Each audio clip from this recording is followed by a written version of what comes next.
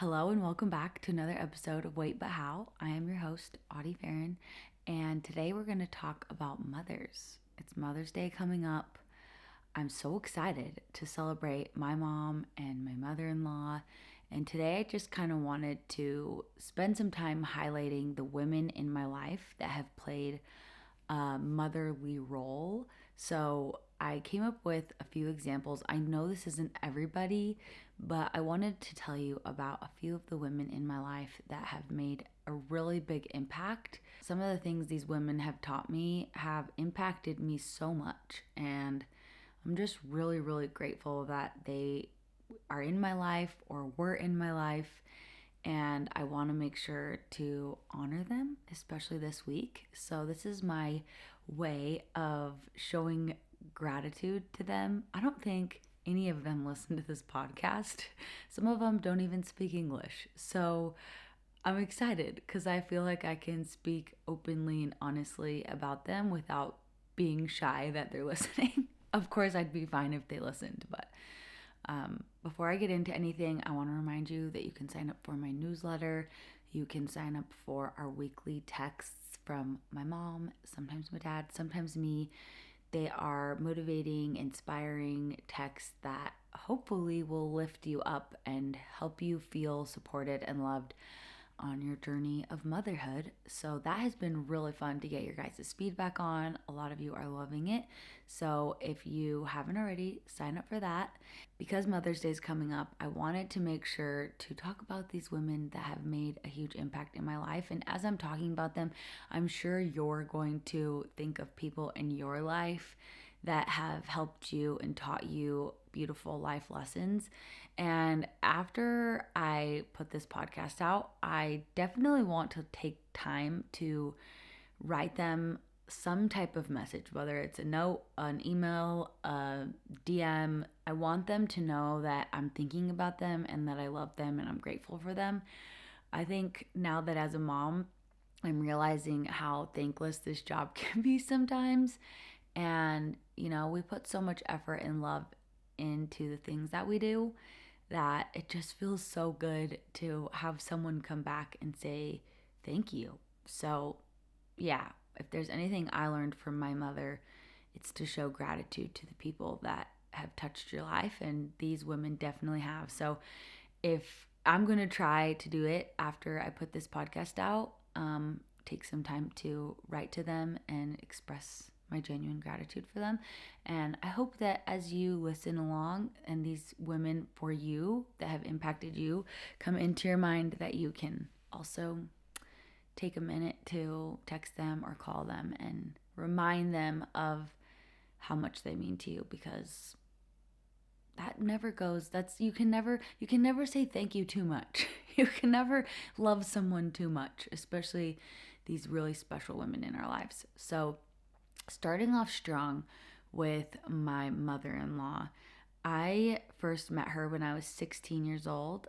My first impression of her was her kitchen had a candy drawer, and she was the brains behind this operation, I later learned, but she had a candy drawer for the people that would come to her home and her family.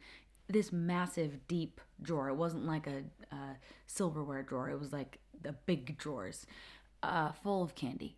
And I couldn't believe it.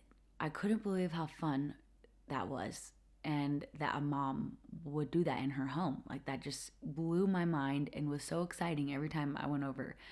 And then, yeah, just the feeling of the home was just so clean, and there was order and there was laughter and love. I remember feeling that as a 16-year-old. And then fast forward 8 years when it was time to marry her son. Uh, these were the first impressions of her, mind you. We were planning the wedding, and she found out that I wanted a photo booth at the reception and that I couldn't convince my mom to do it.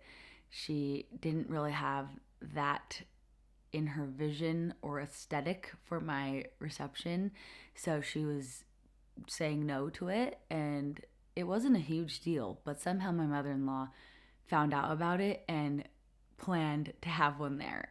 And I didn't know about it, but we showed up at the reception, And there's the cutest photo booth with like all the props, and it would print out the little strip of papers. Duh, that's like how photo booths work. You all are like, we know what a photo booth is, Audie. I was so excited and happy that it was there because I had already decided that it wasn't going to happen and I had gone over it. It wasn't the end of the world.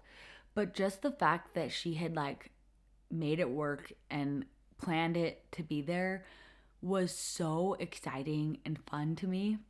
And then also part of the wedding situation was picking out colors for my mom and her to wear. And for some reason, I picked slate blue, and I didn't realize how hard of a color that was to find in a formal dress. So I had no idea, but she had a hard time finding a specific dress for the event. She ended up dyeing a dress to be the perfect slate blue, and she looked beautiful the whole night. Again, I had no idea. I found out about her dyeing her dress after we had like gone home from our honeymoon, and I just remember being so shocked by how sweet that was of her to do. And I didn't even realize that I had picked such a hard color, and I probably would have told them to switch the colors if I would have known how hard it was to find a dress. But just the fact that she was quietly supportive of what we wanted, mostly me, it was just so cool. I just couldn't believe how thoughtful and accommodating and sweet she was. She didn't make anything a problem. I don't know. I just remember being like, wow, that is so nice of her. And these were the first impressions I had of my mother-in-law. I could honestly go on for hours about all the nice things that my mother-in-law has done for me in the 9 years that I've been part of her family. But I will mention some of the ways that she has really impacted me. I look up to her in so many ways, and I am grateful to have her as a lighthouse for me in my motherhood years. One thing about my mother-in-law is she brings so much joy to every holiday. Each one looks a little different, obviously, but she has a gift of celebrating. She knows how to have a good time and create a good time. Now that I've had a few years of trying to create this holiday magic myself, I appreciate her so much more, and I realize how much goes into each event, each family gathering. She anticipates each holiday and plans it out, every detail. Never super stressed, like she never seems frantic or stressed, and it's never like super over the top. Like these are very simple, traditional Christmases and Thanksgivings and stuff like that, but she's so thoughtful and so fun. And from the stories I've heard from her kids about their childhood, that's what she brought to every gathering, was fun and like laughter and cheer. She's just such a happy person, genuinely. And the other thing I wanted to mention about her is her thoughtfulness. Most moms are thoughtful, but Margot takes thoughtfulness to a whole other level. Like, it's so cool to see her serve other people in such an individual way, and to be served by someone like her feels so cool. Been so many kind things she's done for me and my family, but there's one that sticks out because I was having such a hard time and no one knew I was pregnant. This was a few years ago. I was like 5 weeks pregnant or something, but I was feeling so nauseous. I was so sick and fatigued. I just was like laying on the ground one morning, and I looked up at my husband and I was like, I don't think I can do this. Like, I don't think I can take care of these two little babies all day. For some reason, I was at such a low that morning. So he stepped out of the room and he called his mom and basically was like, Mom, is there a day that you can come help Audie because she needs help? And Margot came that day. And when she walked in, she didn't act like she knew anything. She just greeted me with a big hug and a smile. And then she left this little stack of things with a ribbon tied to it. And then I think she took my kids. I don't remember if she stayed and played with them or took them to feed ducks or something. But I remember untying the bow and having like a knot in my throat because I was just so happy that she had like taken time to like support me that day, and so like subtly too. Like I feel like if I were to do that, I'd be like, how are you? Are you okay? And then I would try to like motivate them and give them a pep talk and hug them and like get them to kind of like open up about what's hard about the week. But she just came in, supported me by helping me with my kids, and left me that little gift on the counter. So when I was untying the bow, I saw that she left me my favorite drink mix, which you're probably thinking like, Audie, that's not even that cool. But I loved this Crystal Light drink. They don't make it anymore. It was called Pure Energy. Like, I was so obsessed with this drink. It was the one thing that consistently brought me joy every day. And they were really hard to find, and she had like sourced a lot from like eBay and Amazon. Like, she had like a good stash. So, and she, cuz she loved them too. So it meant so much that she had like given me one of her boxes cuz they like hadn't been selling them in the grocery stores anymore. Anyways, and then she gave me like a stack of towels, like kitchen towels from Crate and Barrel, and then like a little geometry towel. And I know that doesn't seem like a very big deal, but for some reason I felt so loved and seen that day. And I just think that situation was such a good depiction of the level of her thoughtfulness. She can serve and attend to someone's needs in such a different way than I had seen my mom do. And I think, if anything, with these years of being able to see my mother in law serve my family and the other families in our extended family, it's just so cool to see how each woman has their own approach to it, and how no approach is perfect. And kind of depending on the gifts that God gives you, you can use those to bless the lives of others. And her gift is definitely joy and thoughtfulness and like attention to detail. Like, she remembers what kind of treat you like, and she remembers like what you've been needing, that you like need a salad bowl because last time there was a party you used a mixing bowl. Like, she just like remembers things, and the way that she blesses your life is so cool. Like, it's so unique to you. I don't know if any of this is making sense, but yeah, her love and service isn't generic. It's very one by one. And I think that's a really good example of like Christ-like love and service. So definitely she has given me so many good examples of ways that I want to serve and love my kids' spouses, my grandkids. And like I said, I could go on and on about her. We're going to move on to the next person that I picked, and her name is Charito. Charito was the woman that took care of me in Peru. Her and her husband were empty nesters when my brother and I, we were 14 and 16, went to Peru to have this cultural experience. It was like an exchange student thing, but there was no exchange. My mom didn't get any Peruvian kids at her house. We just went to this family's house. And this woman had been done raising kids. I don't know how long she was an empty nester, but she was done. She was like a grandma at this point. But she took us in with her arms wide open, and she was so happy to have us in her home. And she took care of us and fed us and loved us in a way that like touched my life so much. Like, I'll never ever forget her. So we were basically staying there for like a cultural experience. We took dance lessons, we went to school full time. We tried to go to early morning seminary. That didn't go very well for me because I wasn't used to waking up at 5:30 to go to seminary. I participated in the church's like orchestra thing that they had going on at the time. But yeah, like, we went to her family gatherings and participated in their Peruvian traditions for those 6 months. She basically acted like we were her kids. She worried about us like we were her kids. She listened to us. She loved us like her own. And now that I'm a mom, I can't even wrap my head around doing that. Like opening my doors to two random teenagers and taking care of them every single day for 6 months. That is such a big thing. And she did it with a smile on her face and with so much love.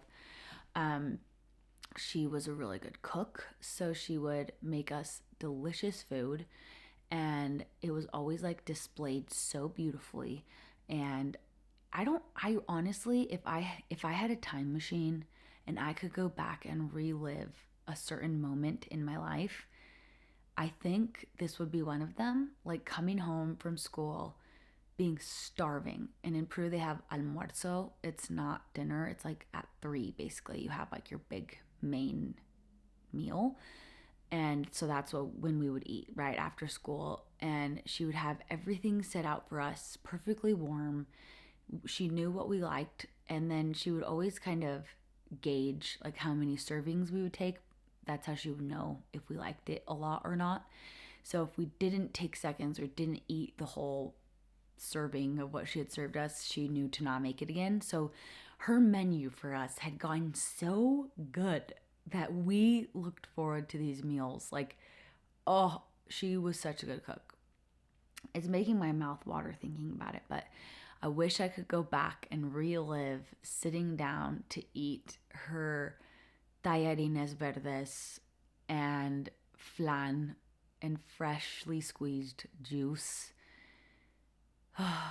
So cooking meals with love and finding pride and joy in your display and in your like care for your children and your husband and your home. I definitely picked that up from her, and it's a skill that you have to develop over time. And I'm still very new in the kitchen when it comes to homemaking. I never liked it before, so I was starting from zero when I got married. I mean, we're talking zero. Zero. I didn't know how to cook anything. When we came back from our honeymoon, Jake said he was going to go to the gym and then we'd eat when he came home. And he left and I panicked. I was like, this is it. I need to make dinner. He didn't tell me to make dinner, but I thought this would be a perfect time for me to cook. And then when he gets home, he'll be hungry and we can eat together. I called my mom and I was like, Mom, you have to come over because I don't know how to make anything. I have chicken and I have rice, but I don't know what to put on it. So she came over. Luckily, she lived like 5 minutes away and came to my apartment and helped me cook dinner. And I wanted her to leave before he got there, but she was there when he got home, and then we just laughed and thought it was funny. And anyways, so definitely started from zero, and I've come a long way, but I know I have a long way to go. And one day I hope to reach Charito's level of culinary skill and just love that she put into every single meal that she made. So that was something I noticed for sure that I definitely want to incorporate into my motherhood life. And the other thing that I remember about her, I remember her cutting out these like puppets or like handouts she was making for church. She was in charge of the big regional group of children leaders. So in our church, there's something called the primary, and the primary is kids ages from like 3 to 12. And there's tons of teachers, and there's a president, and then they have their counselors. So they're this group of 3 women that are in charge of all of these kids. And then Charito was the leader of all the different wards. So basically, like 6 or 7 wards, all their leaders, she was leading them and teaching them how to teach these kids, training them and mentoring them as they served in the church. So she was definitely a seasoned pro when it came to serving in the church especially. And I just watched her do each cutout with so much love. She would like hand color things and stitch things and glue beautiful things. She was really crafty, and she just put so much care and attention into each thing that she was doing for these children. And I think that that's a really cool thing to just, whatever you sign yourself up for to do it with your whole heart. And that's what I saw her do. Anything that she said yes to, she did it with her whole heart. And I loved that.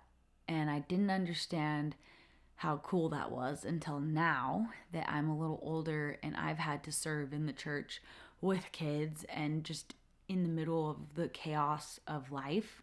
It's not easy, but she carved out time and made it a priority. And I just want to always make sure to keep that a priority in my life too. And make sure that what I am saying yes to, it doesn't mean I need to say yes to everything, because that's also a hard thing when you overcommit and then you feel like you're being stretched too thin.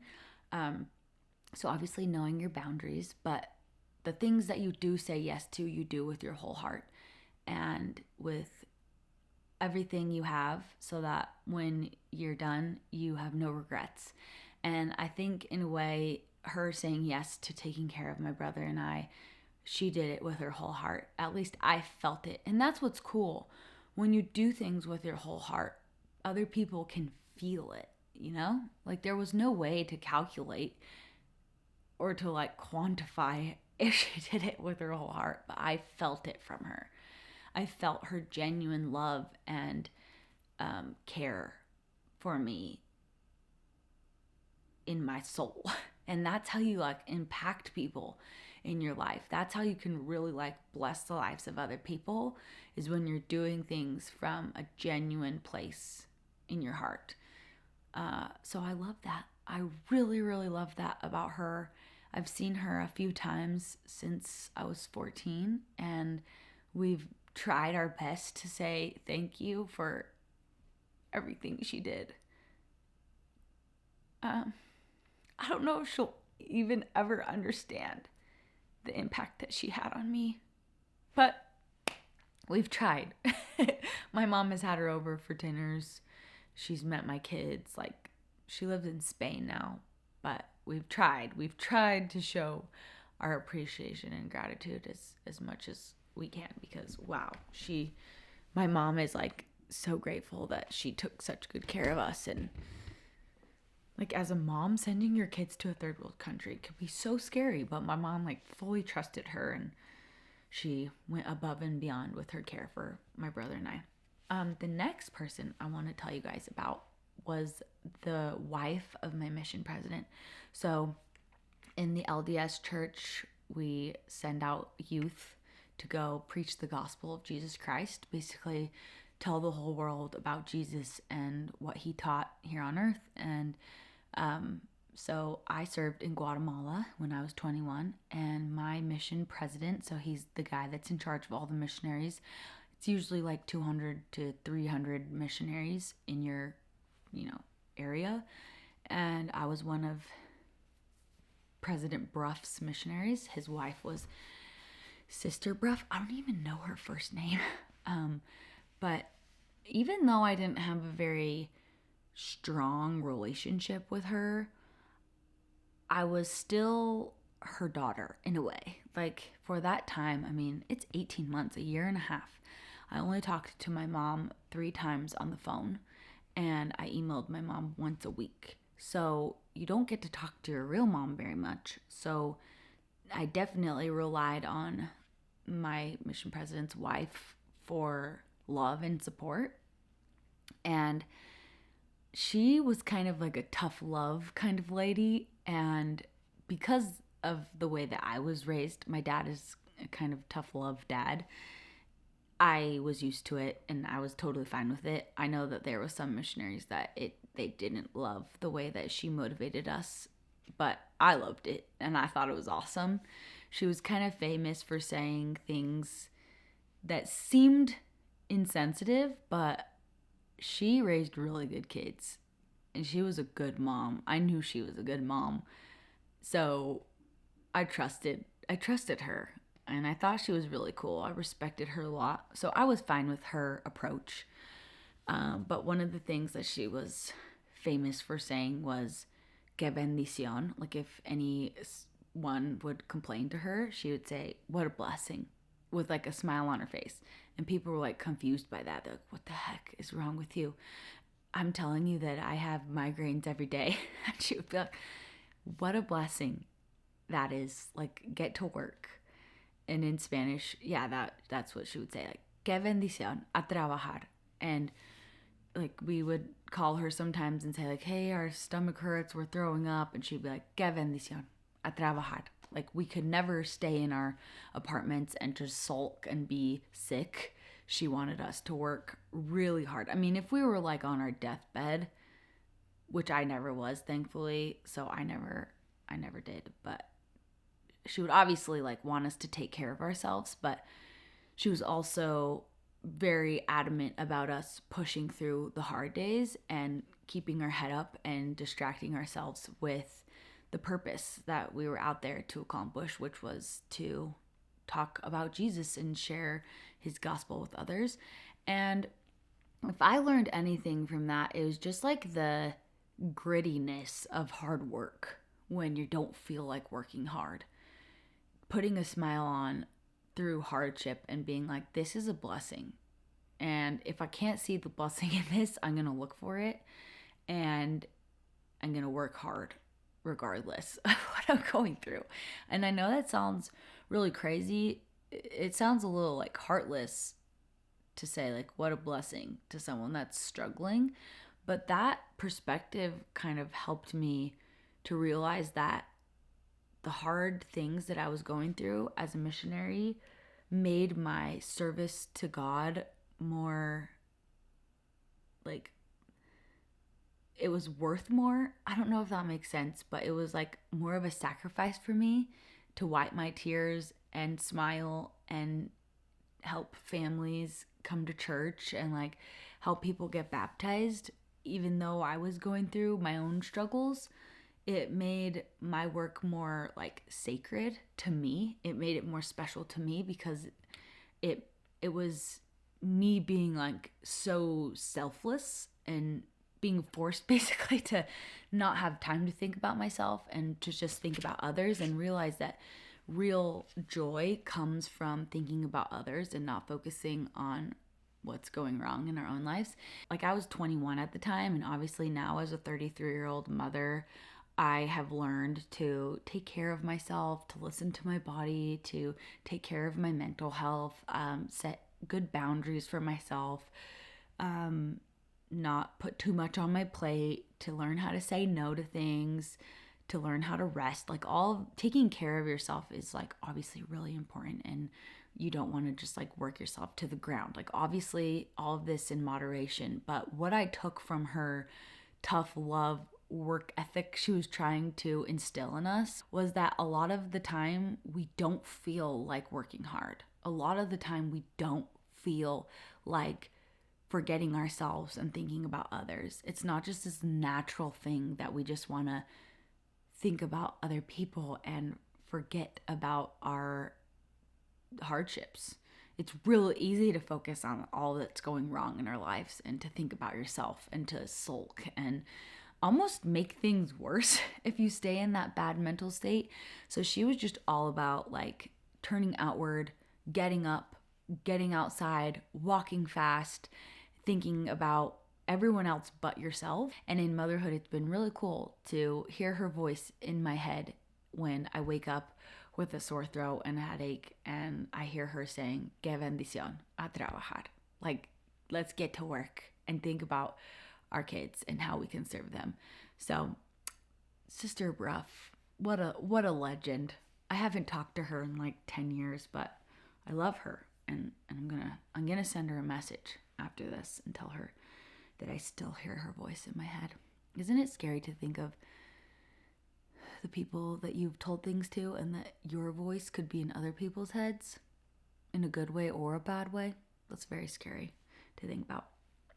And then kind of going along with Guatemala, just all the Guatemalan moms I had, all the mothers that took such good care of me, that washed my clothes, that fed me, that wiped my tears, that just like loved me and cared about me and worried about me, while I didn't have my mom close by, I've said this before, but I just didn't even miss my mom. I didn't have a chance to miss her because every city I lived in, there were mothers that just took me under their wing and cared for me in such a genuine, loving way.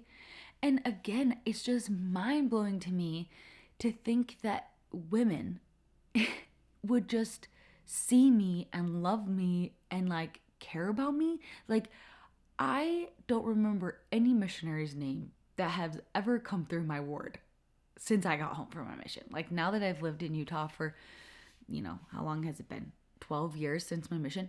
I literally don't know one missionary's name. So it just blows my mind that there were people that were so nice to missionaries. They cared so much about us. Like, they cared about our families. They cared about our Christmas morning. They cared about if we were hungry or if we were safe. They would pick us up from the most sketchy areas. They would walk with us for lesson after lesson in the heat. Like, it blows my mind that there are angels like that out in the world, and it kind of makes me feel guilty that I haven't like given back in that way to missionaries like here in my area, or anyone for that matter, like any stranger. They just had such a open heart for people, and I want to be like that. I will be like that one day. One day I will open my home to strangers and love them and care about them. Like, I hope that one day I can pay it forward and have the opportunity to take care of people like that, because yeah, just the impact that they all made on me was so profound. And yeah, I'm really grateful for their genuine love and care for me while I was there. And last but not least, my sweet mother. I don't know what I did to deserve the mother that I got, but I cannot imagine my life without this woman. She was like born to be a mom, and that's why I'm so grateful for my mother-in-law, because I feel like my mom has so many amazing qualities, and then my mother-in-law has such different amazing qualities that they like oddly like complement each other. Like, I feel like my mother-in-law was all the things that my mom wasn't, and vice versa, that like I just feel so lucky to have both of them and learn from both of them and take things and apply them in my life. And I think it's the case with every mother that has been in our lives. Like, we can take certain things and leave the things that we know might not work for us in our lives, or just might not come naturally, but taking the things and learning from them in a way that like, yeah, like you're carrying on these traditions or ways of being that these women can like, their acts of love and service can live on through you for generations to come. Like, that's such a cool thought, because I know that a lot of the things that my mother-in-law did, she did or came naturally to her because that's what her mom would do. She learned so many amazing things from her mom, and even just subconsciously. So I think subconsciously we're learning things from our mothers, mother-in-laws, motherly figures in our life, but also just being a little more intentional about like, okay, what am I taking from this woman? Like, what do I want to make sure I do that I'm watching her do that I think is really cool? And for everyone, it's going to look different. But one of the things that I love about my mom that has like impacted me a lot in my life, especially now that my daughter is 7 years old, and I feel like parenting and motherhood has actually like turned a new corner for me. Like, my kid's brain is on and she's remembering things now, and she asks really hard questions, and the discipline is a thing now, and she's saying things that she learns at school from her friends. It's definitely all very new territory for me, and that's kind of when my eyes just opened up to everything that my mom did for me as a young girl. And I'm like, okay, what did she do? Like, I'm like racking my brain, to think back to the ways that my mom taught me and how she helped me through these really important years of my childhood. So, one of those things was the way that my mom took care of her emotional well being. She took this very seriously, and it was definitely slowly. Like, she wasn't always this person that she is now as a mid 50-year-old woman. Maybe it's upper 50s. I don't even know how old my mom is. She was 26 when she had me, and I'm 33. She's 59. She's 59. Anyways, I can't do math, especially off the top of my head with a microphone on. Anyways, she took care of her emotional well-being. And I don't think I realized at the time, like everything I'm saying, like literally, I was so dumb back then. And you don't realize all of these things until you're older, and hopefully it's not too late. But like, she took so much care of, but she took such good care of herself mentally, physically, and spiritually. She was a priority, and she made sure to fill her cup. Even though she had 4 kids, we were all really close in age. We were all really busy. We were always in things, and at some point, she was homeschooling us at the same time. She was very involved in our lives. Like, she just had a lot going on. She was involved at church with her calling. She was a really good friend. Like, she wasn't just sitting around all day meditating. Like, she had a busy life, but she made sure to prioritize herself and really trying to learn. This was a lot of new things she was navigating as an immigrant woman that wasn't raised in a emotionally healthy environment always. She grew up with a mom that wasn't very in touch with her emotions, that wasn't very vocal about her love, or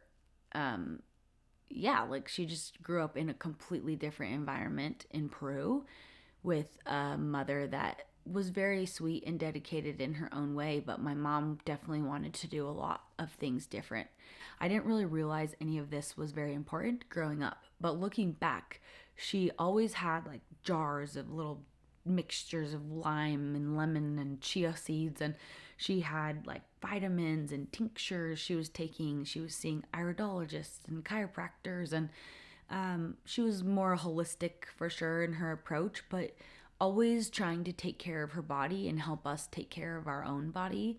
She would go on morning walks. She would drink a lot of water. She was always telling us to do our deep breaths. And she was learning, as she learned, she would teach us.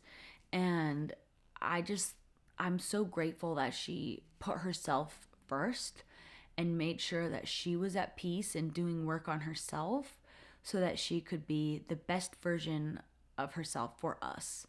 And she was not perfect. She made mistakes. Some of these things took decades for her to understand and learn. But through her learning, she was able to give the best of herself. And I'm so grateful that I had that as an example for me, because I know I don't need to be perfect at all of these things. And I know that it looked different for my mom throughout the different stages of her life. And it was cool to see her ramp it all up. As soon as I graduated from high school, she went back to school. She went back and got tons of different certifications and a lot of different trainings she wanted to do. Like, she was chomping at the bit. She was so excited to take her learning and trainings to a different level. Like, she was just so intrigued by everything about the body and health and wellness. So she really went nuts after I graduated from high school, when she knew that she had more time on her hands. We were all kind of taken care of. I went to college and stuff, so she felt like she could really go all in on her own education, which is really sweet that she sacrificed all those years for us, because I think nowadays us moms would do all those trainings anyway with our kids. Like, this is just a different time. But yeah, she definitely wanted to be 100% for us. So I've talked about this before. There's this psychologist that talks about a mother being able to create a field of peace for her kids, and the gift that you can give your kids of your own emotional well-being being something that's peaceful, that they can live around, is such a priceless gift. And I know it didn't come easy for her. I know she needed to do therapy. She needed to learn how to get through the hard things that she was going through or had gone through. She had to learn how to forgive people. She had to learn conflict resolution. She had, hard relationships and things that she was going through as a young mother that were really heavy and hard to navigate. But she was learning how to regulate her emotions and process her emotions in healthy ways, taking care of her physical body and paying attention to the needs that would arise. She had she was hyperglycemic, I think, so she would be really careful with what she would eat and the sugar intake and how much water she would drink. She knew when she needed to recharge. She was such a fan of power naps. And I've talked a lot about the things that my mom did to,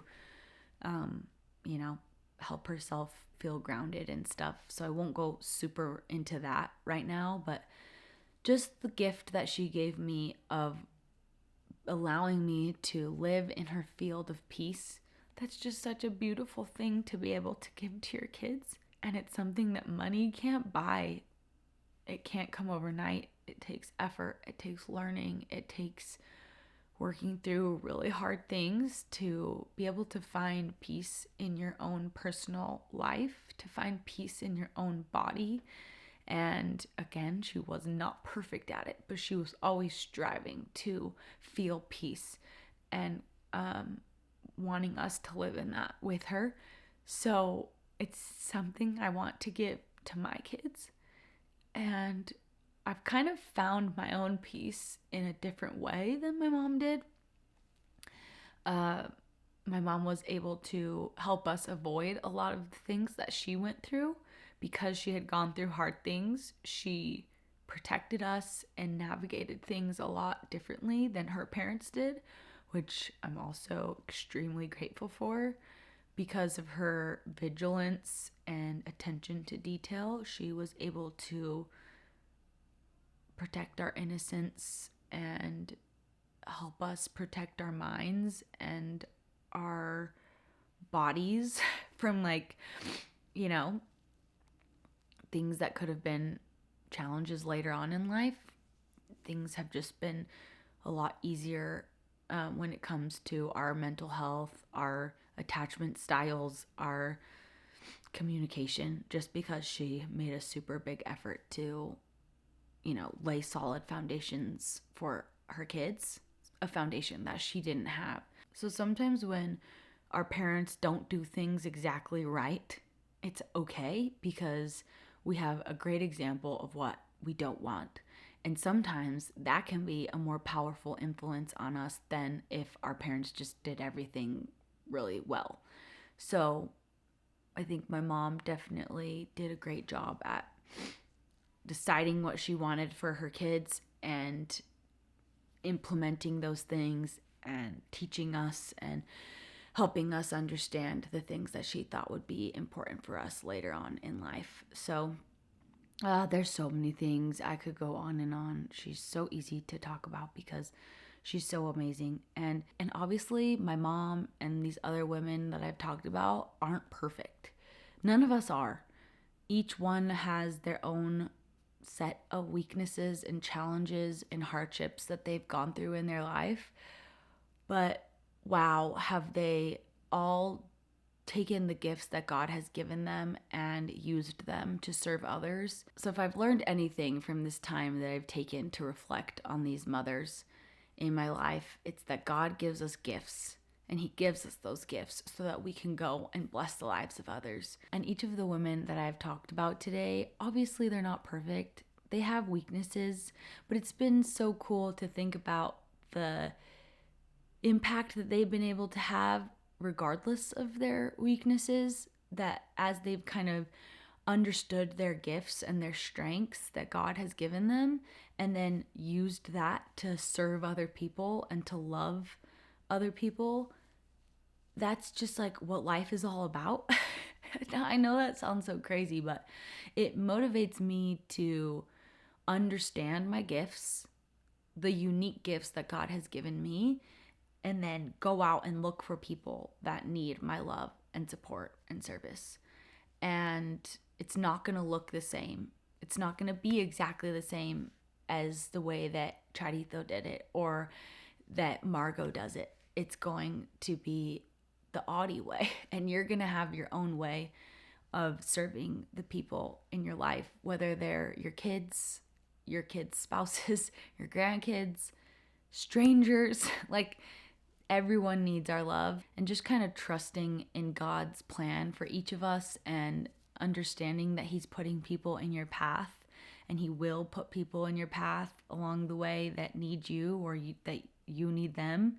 It's so cool, and it makes me want to just have this heart posture of outward love and attention to other people, thinking less about myself and more about the people that need my love and support. So, wow, what a beautiful thing it is to be a mother, to be a woman, and to have all these like natural gifts. Like, I think there are just like across the board in all women, we have these like natural tendencies to nurture other people and love and take care of other people. And that's why we are the ones who get to have babies and take care of these babies. It's like God trusted us and He blessed us with very natural instincts to take care of other people. And I think it's really, really cool. And they don't even need to be our biological children or younger than us necessarily to be motherly to and to care for and nurture them. So I hope something made sense in there. I kind of was rambling, but I feel big emotions when I think about these people, and I was trying really hard not to cry because I feel like my heart is just like full of so much love and gratitude for these women and so many others. Like, if I could really sit down for a couple hours, I could really come up with a longer list, but these were a few that stood out to me today that I felt I should highlight. So maybe I'll do a part 2 someday and add other women that have impacted me. But my hope for this episode was to help you realize the people that have been impactful in your life. And hopefully we can take this week to show them appreciation in whatever way we can. If you follow me on TikTok, you've heard me read from the book called Beautiful Chaos. I don't know how to say this girl's last name, but her name is Jessica Urlichs, and she's from the UK somewhere, judging by her accent. I actually don't know exactly where she's from. Yeah, I'm pretty sure it's the UK. This is a book full of motherhood poems. So if you need a good motherhood, so this is a book.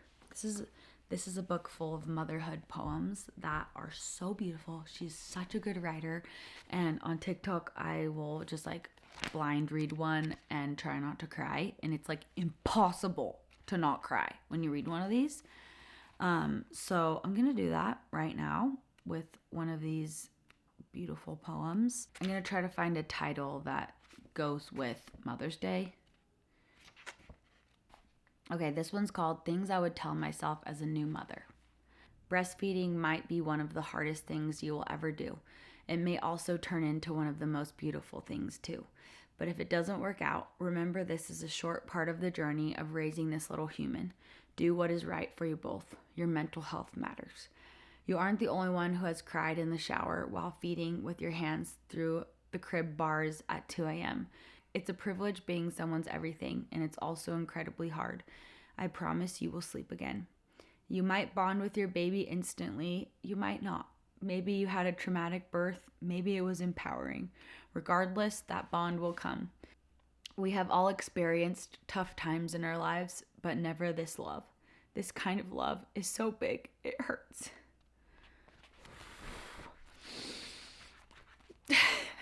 You will learn a lot about yourself, about your instincts, about regulating your emotions, about apologizing, about who you want to be for them, but also for you. You'll learn a lot about relationships. You'll become closer with your partner in ways that you may feel distant at first. Be patient with it all. Oh my gosh. If the tears don't come out of my eyes, it doesn't count. Friendships may change. Some will fade. Some will become stronger. You've just had a baby. Be gentle with yourself. Inhale, exhale, heal, and be. You might feel like you've gone missing for a while, but your true friends will never leave. There will be parts about your old life you will miss. That might confuse you, but it's normal.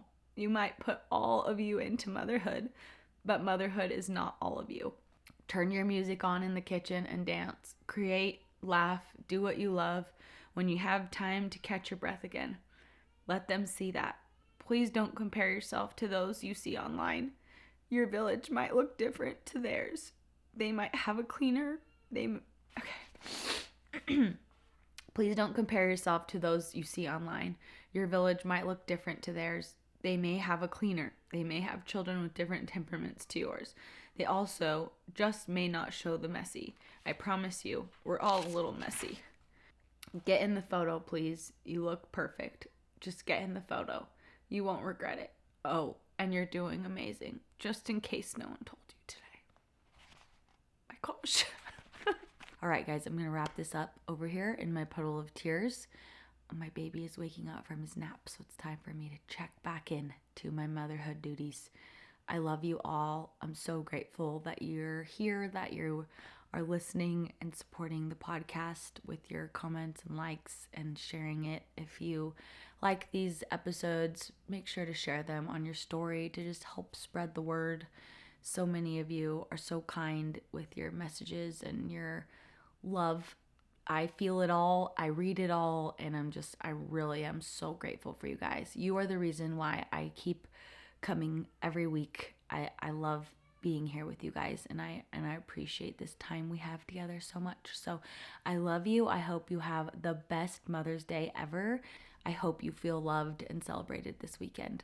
So thank you again for being here, and we'll talk next week.